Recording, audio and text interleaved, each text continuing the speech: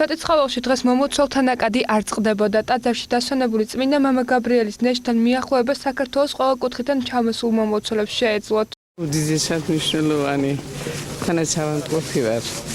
და ეს წმინდა მართლმეტი რო არ შეიძლება ისეთი დიდი სიყვარული.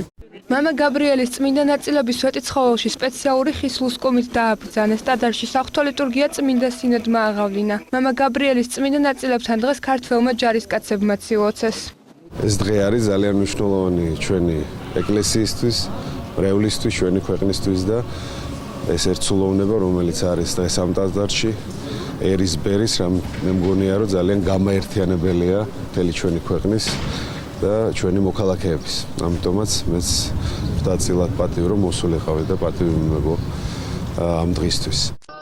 ბერი გაბრიელის საფლავი მისი გარდაცვალებიდან თითქმის 19 წლის თავზე გაიხსნა. სამთავროს დედათა მონასტრის ეზოში ამ პროცესს მხოლოდ სასულიერო პირები ესწრებოდნენ, თუმცა მცხეთა სავსე იყო მომლოცველებით.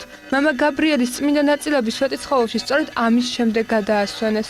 რომ გადაასუფთავეს და ფეხებთან მივიდნენ მუხლებამდე, დავინახეთ ჩემი თვალით.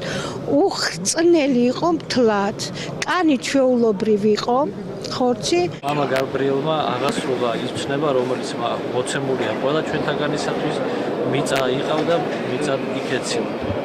მისი სხეულს ყველა ეს ნიშანი ჰქონდა, ის იყო ჩვეულებრივ, როგორც არის მოცემული მითხარით ამ თაებრიული ცნებით ადამიანთათვის დადგენილი.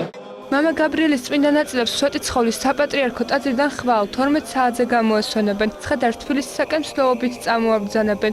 სასულიერო პირები და მრევლი სპორტის სასახლეს, გმირთა მოედანს, ვარაზის ხევს, ვარდების რევოლუციის მოედანს, თავისუფლების მოედანსა და ბარათაშვილის ხიდს გაივლიან. მსვლელობა სამების საკათედრო ტაძარში დასრულდება, სადაც ბერ გაბრიელ სალოსის წმინდა ნაწილები ერთი კვირის განმავლობაში იქნება დაბრძანებული. შემდეგ კი მას ფერისცვალების დედათა მონასტერში სპეციალურ აკლდამაში დაკრძალავენ.